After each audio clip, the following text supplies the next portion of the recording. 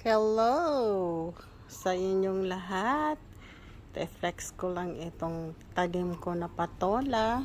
Ayan. Ito siya. Ayan.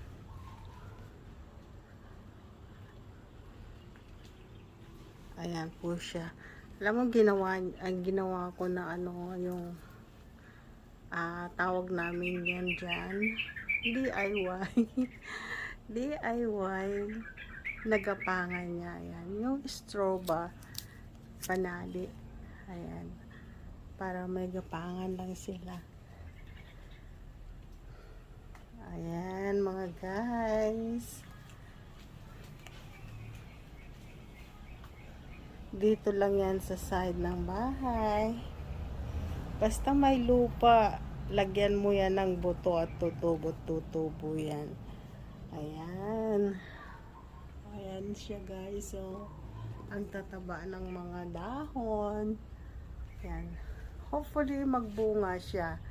First time ko lang kasi itong nagtanim ng patola.